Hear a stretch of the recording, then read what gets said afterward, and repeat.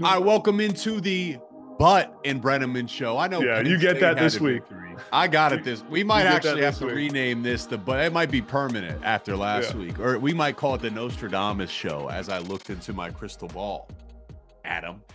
Man, Listen. Before we get it, you have to. I want to give you the floor. You have to answer for your sins. oh come on, man! You're picking Michigan to win. Yeah, I think it's an absolute slugfest. Ohio State runs them off the field. Yeah, I do. Go. You know what's funny, Jake? It was good to see this show's getting some traction, and you know how It I is. know it's getting some traction because the amount of messages and comments I've gotten on my videos the last week about my prediction on this show for the Ohio State Michigan game is I mean every video I'll post a video. I posted one the other day about I don't know, it was about, Kyle McCord at Syracuse, and the comments are like, when are you going to answer for your prediction on Ohio State Michigan? So here's the point that I answer for. Here's my answer. I think what I discounted on the surface of my prediction, I think I said 41-17 or 20 something. I forget what I said. It was a massive point differential. I predicted an Ohio State win. On paper, and when you look at these two teams, you look at the talent, and you look at how they've played this season, I think I can stand behind that prediction of what I thought would happen on the field and the way they matched up and the skill that Ohio State had on the edges. Will Johnson not playing in this game, Colson Loveland not playing in this game, the quarterback situation that Michigan's had. All that adds up to an Ohio State blowout win. But what I failed to do, Jake, is factor in maybe the greatest equalizer in sports: rivalry, emotion, hope, and belief. Yep. I failed to factor that into my equation. Yeah. And by doing that, I made a grave mistake. I didn't think of the factor of how this isn't Michigan's entire season.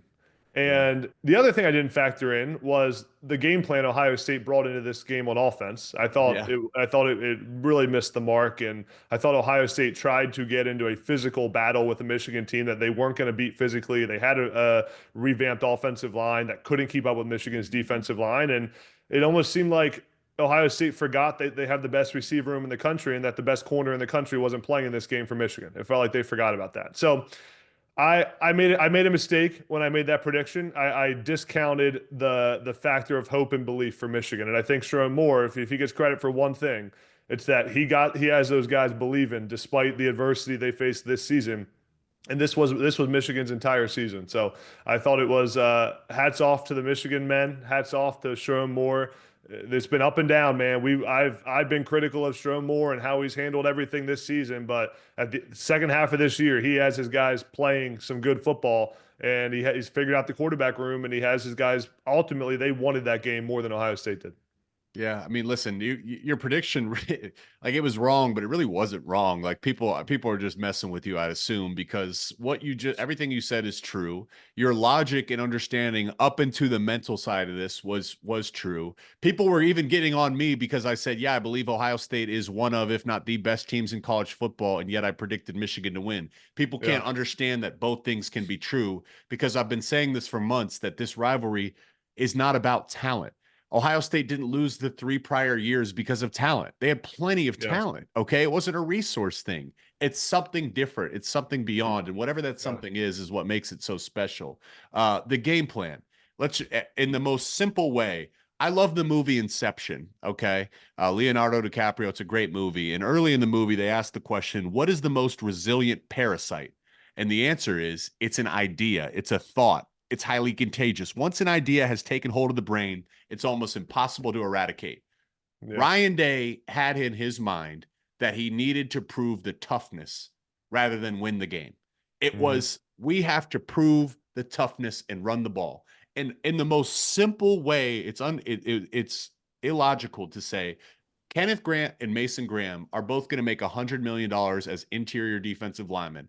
Ohio State's O-line is beat up. Yeah. You can run the ball in many different ways. The speed option hit, the traps hit. Not only did they run the ball, they ran it right into the teeth with basic zone schemes at those guys. The flip side of Ohio State having multiple $100 million receivers against a Michigan secondary without their best player. They didn't test them. Jeremiah Smith, not a single target in the final 25 minutes of the game. That There's no amount of logic that could ever justify that to make it make sense. Wink Martindale after the game was literally asking, what just happened? How did this happen? It's remarkable. Yeah. And then it's on Michigan to take advantage of it, and they did. And they Yeah. did.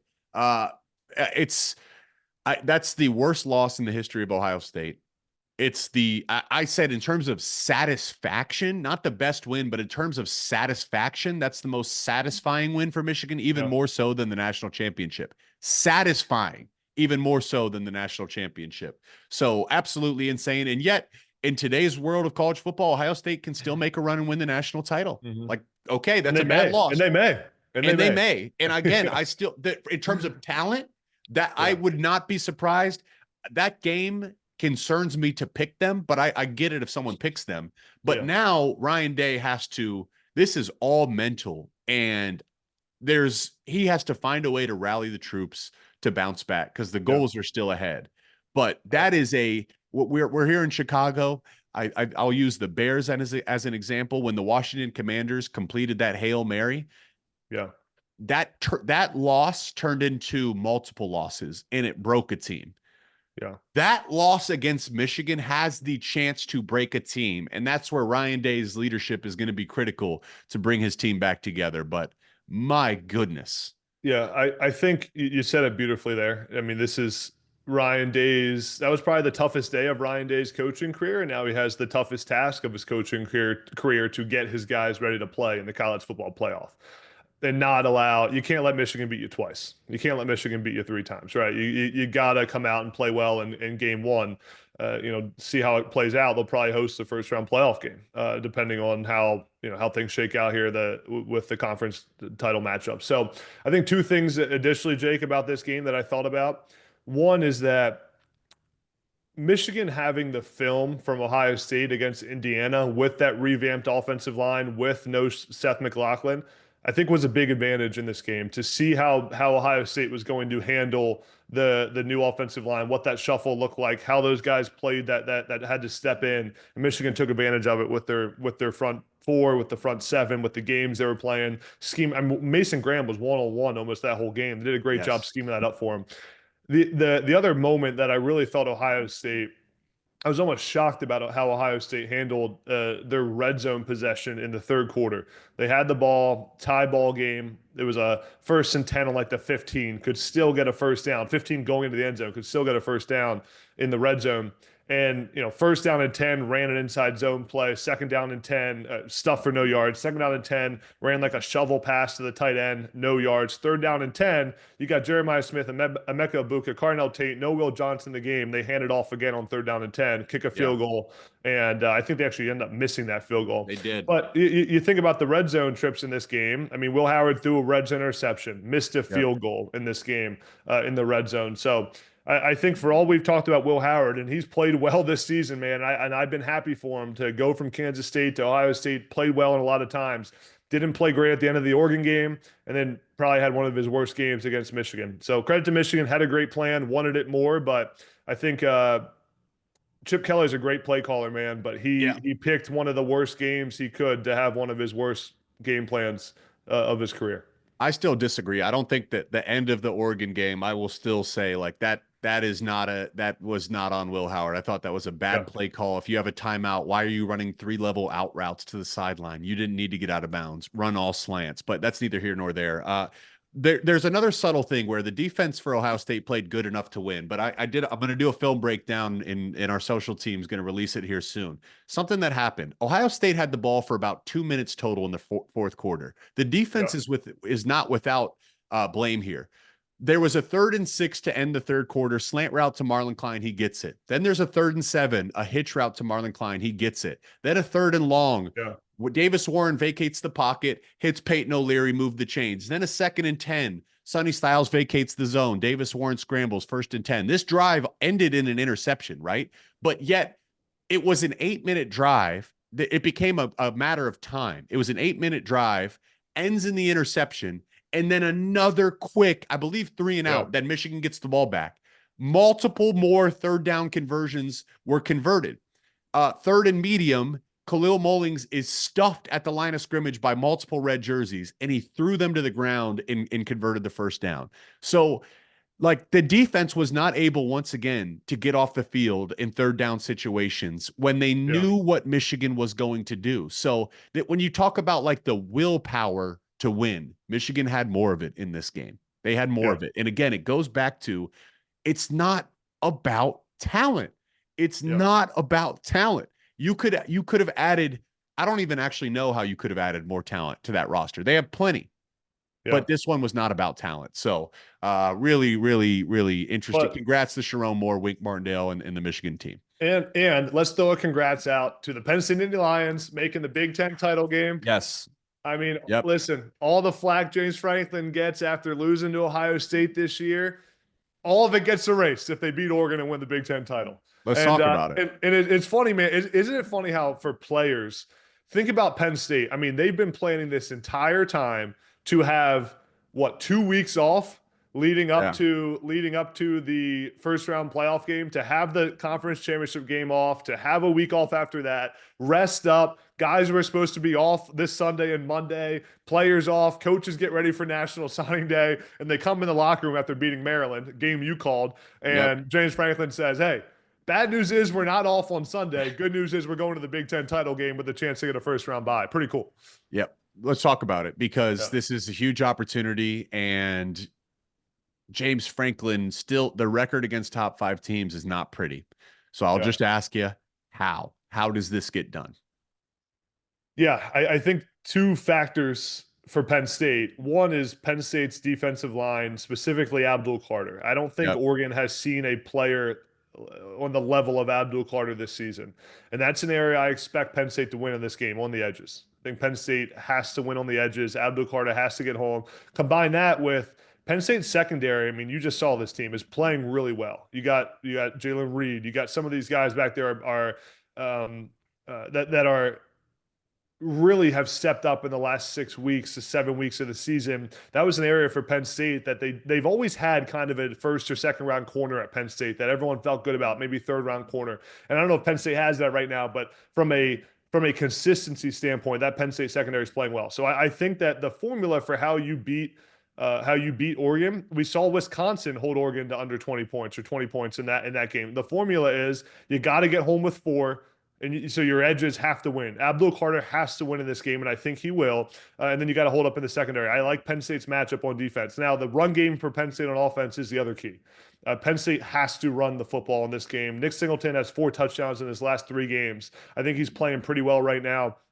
That offensive line is gelling together now that you haven't played a team like Oregon's front 7 recently. But I do think Penn State will be able to run the ball in this game. And if they can control some of the clock, keep the ball out of Dylan Gabriel's hands, who I can't believe doesn't get more Heisman talk, by the way, keep it out of his hands.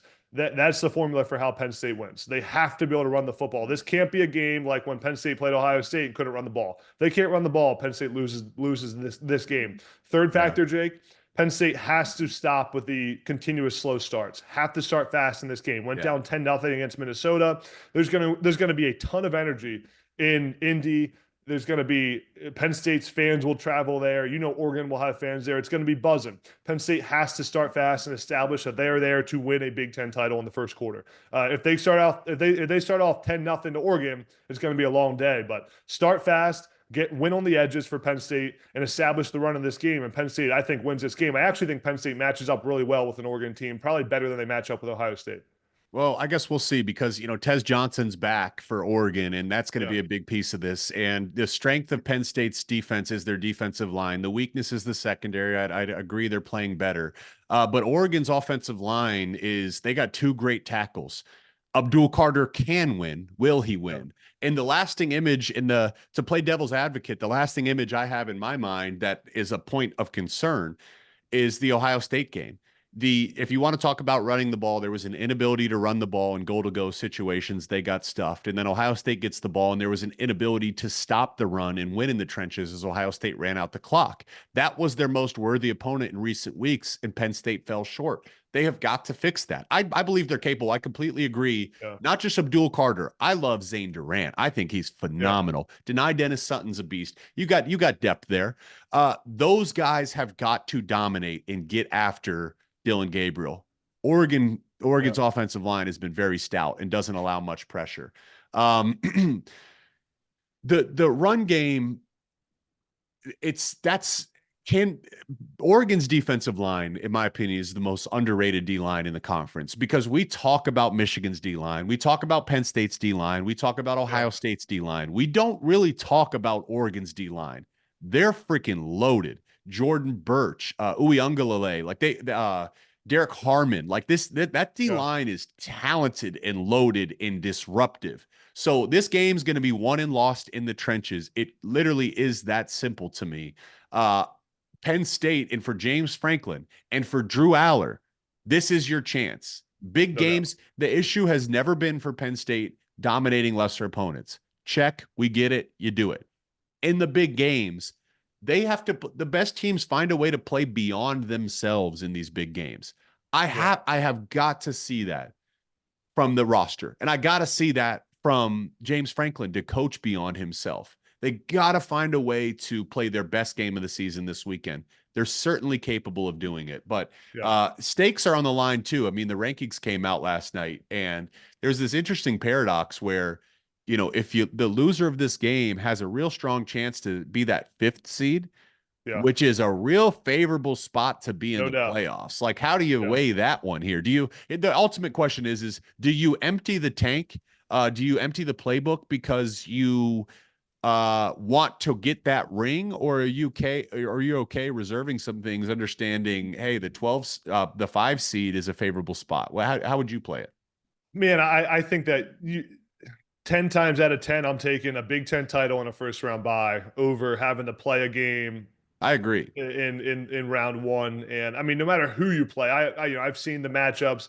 5 seeds the best. You probably got what, Arizona State, then Boise State if you're the 5 seed. But still, man, I mean, those teams are still good teams. I mean, Penn State, any team playing Boise State or Arizona State, that's going to be a physical game. Like, you're going to have to come out and play well, and it's an extra game on your schedule. I think for Penn State and for James Franklin, like, this is an empty the tank kind of game. Like, you Yeah. have to go out and play well. And the narrative, man. I mean, I love Coach Franklin as much as anyone, and he'd be the first to admit that the record is what the record is, man. It hasn't been good against the top teams in the country. Penn State has been incredibly consistent, man. Like, Yep. week after week, win the games you're supposed to win. In an era where parity's at an all-time high and teams fall to teams they shouldn't fall to, Penn State wins those games. But Yep. Penn State and Drew Aller and their defense have to come out and play fast and physical and play like they belong in this game.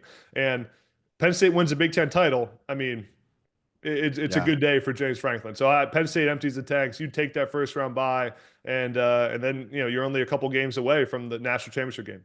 Yeah, and I just think too, a lot of those questions get asked by, I don't think they're non-football players or fans, and championship teams don't turn it off and then turn it back on. No doubt. Championship teams say we play to our standard every time we step on the field. So I Yeah. completely agree. You play this game to win. You empty the tank. I also think real quick, Yeah.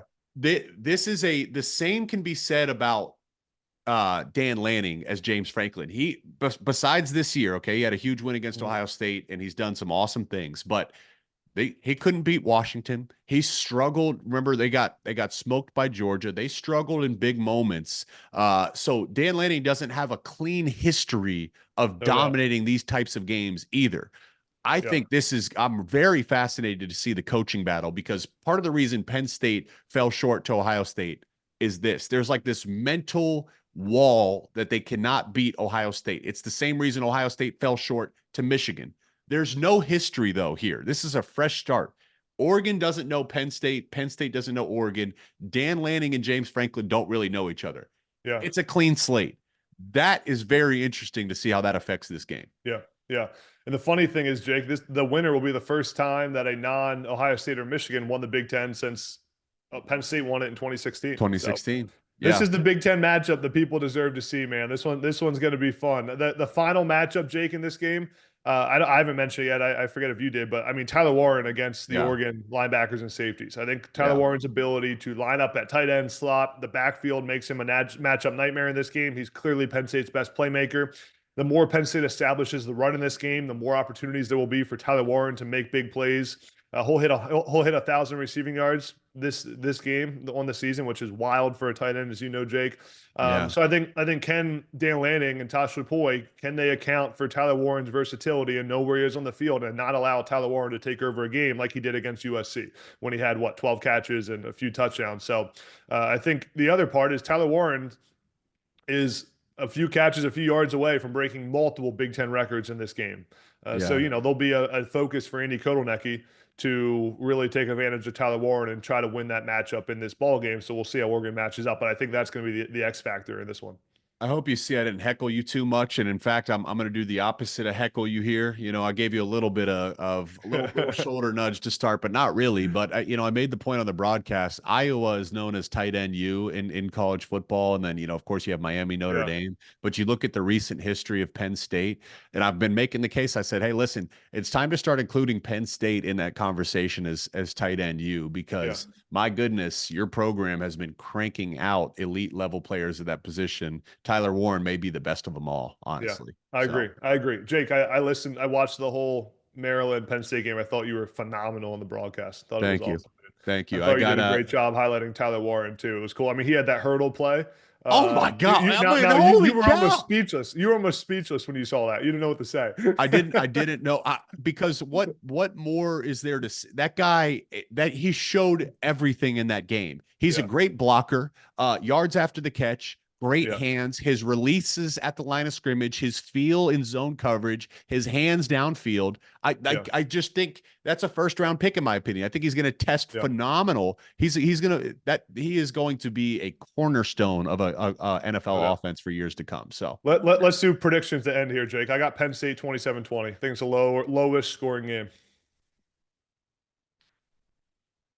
I got Oregon 27-24, and my big prediction is something's going to happen on special teams in this game, whether it's a fake that gets converted or stuffed or a field. Something's going to happen on special teams or fourth down specifically in this game to decide it, because Dan Lanning is aggressive, sometimes to his own demise. James Franklin traditionally hasn't been, but against Minnesota he was. So something's going to happen there. So I want to see Drew Aller. I'm just saying, I mean, Drew Aller, gosh, he's a great quarterback, but against Ohio State, the big games, he's left something to be desired. This is his moment.